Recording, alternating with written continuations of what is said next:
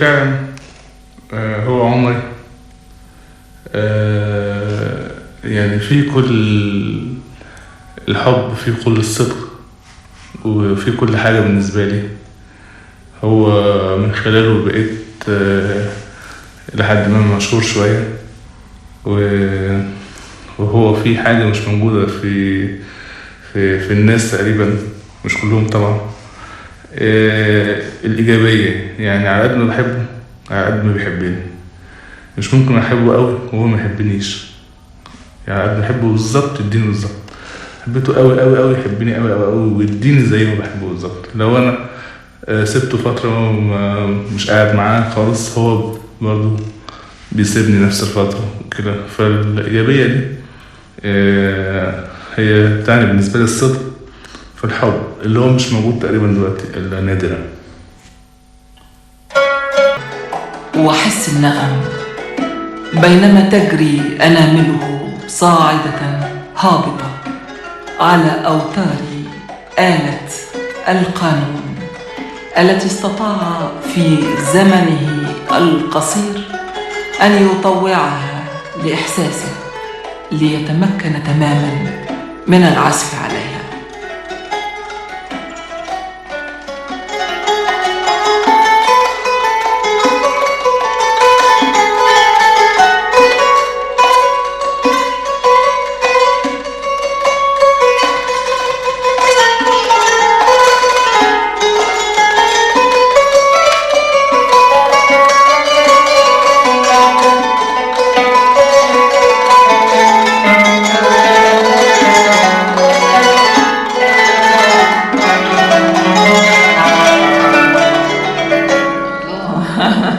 أعزائي المستمعين، معنا في سهرتنا هذه الليلة عازف القانون الشاب الفنان ماجد سرور. أهلا بيك. أهلا بيك. ماجد سرور كلنا شايفينه وعارفينه في يعني وراء جميع المطربين والمطربات تقريبا، وفي معظم الألحان والأغاني.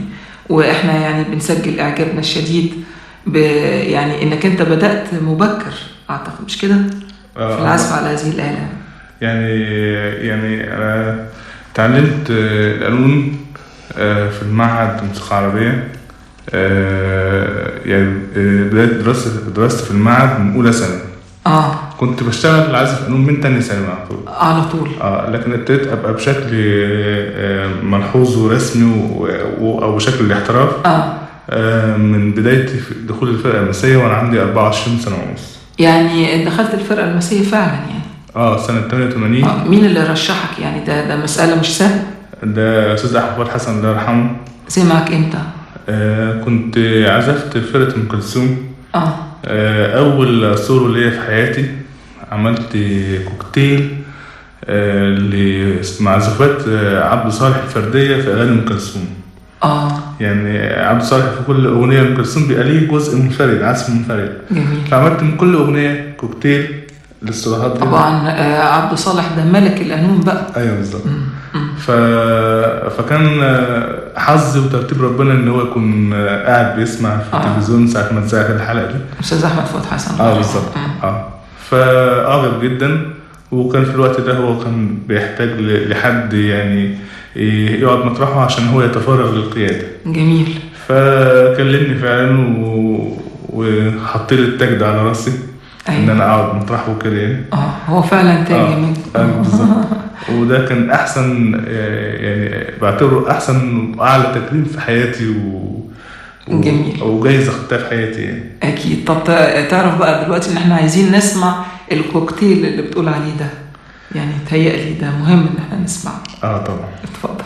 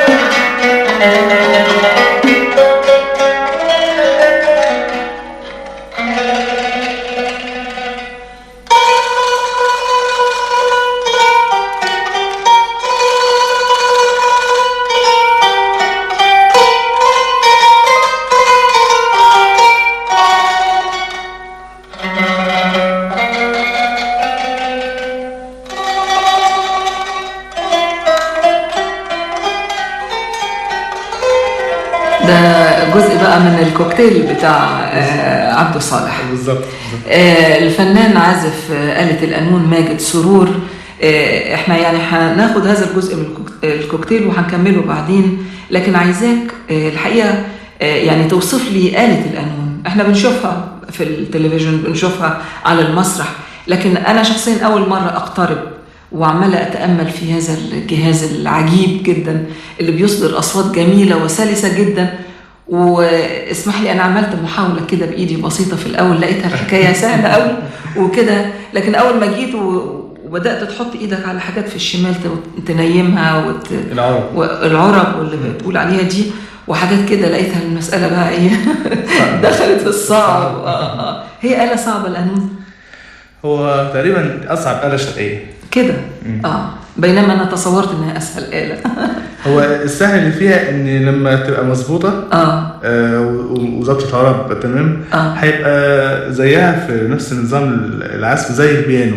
لأن الدو بعديها الري بعديها المي بعديها الفا، نفس التسلسل العادي يعني. بعكس العود مثلا هيبقى الري بعديها السول بعديها الدو. يعني حاجات مش بنفس الترتيب، مش بنفس الترتيب. يبقى إذن عملية التظبيط اللي هي في العرب اللي على الشمال دي، القطع النحاسية هي دي اللي عايزة بقى إيه التمكن الشديد. عايز تمكن وعايزة حساب المخ يبقى شغال على طول ما بيريحش خالص. لو ريح سنة يبقى ممكن يحصل النشاز، إن أنا أعزف بإيدي اليمين حرف يكون في الشمال حرف تاني. فيبقى في نشاز بسبب السنة. دي من آلة الخشب، من خامة الخشب. وبرضه فتحها تفتيحات كده زي وش القصعة بتاعت العود بالظبط عشان يطلع منها الصوت. وكم وتر بقى على آلة القانون؟ هي 26 وتر. الوتر الواحد فيه 3 أوتار. يعني كل نغمة ليها وتر. كل نغمة ليها 3 أوتار بالظبط، وتر واحد دو مثلا. بس أنا شايفة فيه وترين وشايفة فيه وتر. دي بقى بتبقى حسب يعني حرية العازف. يعني ساعات بيحس ان هنا لو بقى وترين يبقى صوت احلى من 3. دي بتبقى بتختلف في الذوق من عازف قانون لاخر. يعني كده العازف هنا عايز تقول ان هو بيتدخل حتى في شكل الآلة. ضبطة القانون كل عازف قانون بيعملها بشكل يريحه كده، وانواع الاوتار كمان. يعني بتلاقي نوع الحرير اللي عندي ده مش اي حد بيركبه. دي اوتار حرير؟ دي اوتار ايه دي؟ دي اوتار حرير. ودي اسمها اوتار كانتير، بيبقى ملفوف حرير معروف عليها معدن رفيع جدا جدا. طب سمعنا كده يعني. دي اللي بتقول الكانتير اللي عليها. لكن الحرير في سمة تانية ولا بس كده؟ لا، في كريستال، وفي ساعات عازفين بيركبوا هنا اوتار سلك. اوتار زي الكمانجة واوتار مي كمان. يعني بيبقى في كذا نوع حسب ما بيستريح. اذا كل وتر ممكن ان هو الخامة نفسها تديله مذاق خاص بالنسبة للنغمة يعني. بالزبط. وزي ما قلت لي الفنان ماجد سرور في الشمال هنا في العرب او القطع المربعة النحاسية الطويلة دي عمال تنيمها كده، وبعدين مرة تانية تروح مقومها. دي بتعمل ايه بقى؟ وانا هدي مثال مبسط للمستمع. اتفضل. يعني مثلا هنقول ادي السر الموسيقي اللي الناس كلها عارفاه، اللي هو الدو ماجير. الدو ري مي فا صول لا سي دو سي لا صو فا مي دو. نفس السلم هو لما هنغير العرب هيبقى دو ري مي فا صول لا سي دو سي لا صو فا مي دو. دي عملت ربع تون هنا. عملنا مقام الرأس، نيجي نغيره لمقام النهاوند او الغرب بيسموه دو مانير. يبقى دو ري مي فا صول لا سي دو سي لا صو فا مي دو. وهكذا بقى اشكال كتير قوي. دو ري مي فا صول لا سي دو سي لا صو فا مي دو. كل دي مقامات مختلفة. يعني السلم هو اللي غير النغمات هو العرب. العرب دي اللي احنا بنغير منها النغمات. وطبعا بعد العرب دي في المفاتيح اللي انت شايفاك حاطط حاجه حديد كده وعمال كل شويه تشد عليها. ما هو ده المفتاح اللي بيظبط الاوتار. اللي بيتظبط الاوتار. دي بقى اكبر مشكله في القانون ظبطه. اتهيألي وهي دي المشكله دي تسببت في ان يبقى عازفين القانون في وقت قليلين. الوقت ده اللي هو ابتدى يخش حاجات تغير الجو، زي ان يبقى مثلا في تكييف في الاستوديو مثلا. فالناس في بيتها ما فيهاش تكييف في الاول زمان. والاستوديو فيه تكييف، يجي يظبط القانون في البيت، يجي يعزف عليه في الاستوديو يلاقي ظبطه تانية خالص. عايزه ايه يعني؟ ايه التكنيك بتاعها؟ عايز ايه؟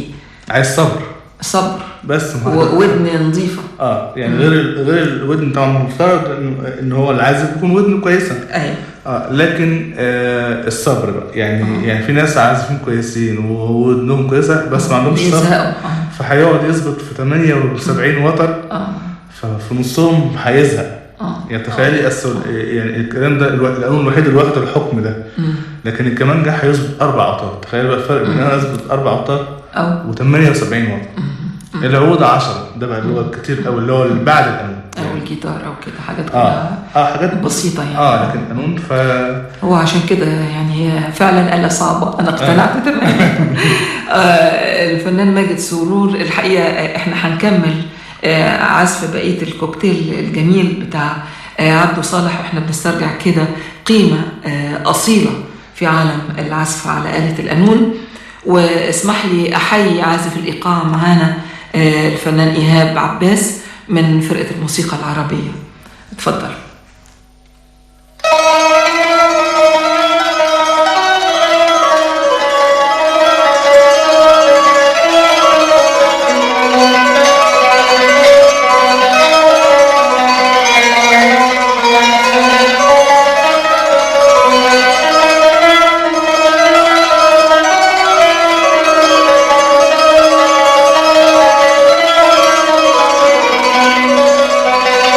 Thank you.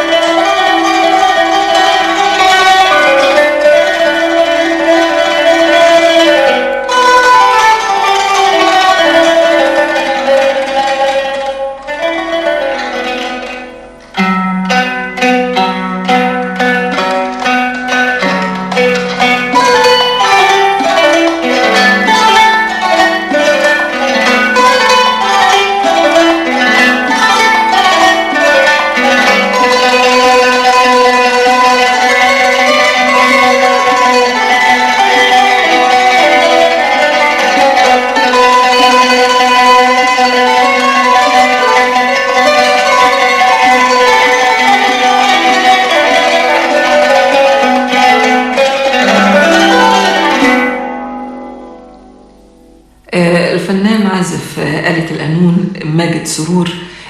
نكمل كلامنا عن الآلة ونقول آلة القانون هل هي تطوير لآلة أخرى أو امتداد ليها أو في المرادفات بتاعتها إيه؟ لا، هو كان القانون ده اتعرف من بشكله الحالي من أول العصر العباسي. يعني اللي هم عرفوه كده، بس ما كانش فيه موضوع العرب ده. يعني أيوة. العرب ده يعني يعتبر إضافة ومستحدثة يعني. لكن شكله هو من أيام العصر العباسي، وكان اللي اخترعه الفارابي هو اللي اخترع لكن في أشكال مشابهة ليه، وفي أشكال مشابهة ليه جدا من أيام الفراعنة كده زي الهرم. لا، الهرم مختلف. حاجة بنفس الصندوق المربع كده ونفس الشبه المنحرف وعليه أوتار، بيبقى حاجة زي القانون يعني. يعني فكرة موجودة من أيام الفراعنة. أعتقد إنها فكرة بسيطة أصلا، مجرد شد الوتر على شد معين ده صندوق مربع كده أو تعزف عليه. يعني هي شكل لكن التطوير بتاعها بقى هو اللي أضاف التعقيدات دي كلها هو يعني وصل لحد ما بقى قبل ما تطلع الآلات الصوت عالي قوي زي الأورج والجيتار. كان القانون ده يعني أنا بعتقد إن اسمه قانون على اعتبار إنه هو دستور النغم. قانون يعني هو اللي قاعد بيحكم، وفعلا كانت دي وظيفته. يعني هو حتى ما تلاقيش زمان مطرب بيقول موال. الموال ده هو أصعب حاجة يعني، لأنه مش متفق عليها. اللحن حافظينه، لكن الموال ده حاجة وليش اللحن. فتلاقي أول ما المطرب بيقول ليه عين اللي وراه دي على طول القانون كده. هو صاحب المهام الصعبة، هو اللي هيسلطنه وهو اللي هيخليه يقول أحلى وأحلى وأحلى. جميل. ممكن بعد ما يقسم مرتين يبقى في فرصة لآلة تانية. لكن هو اللي هيخوض الصعب ده يحط القواعد يعني اللي هيمشي عليها اللي هيرسم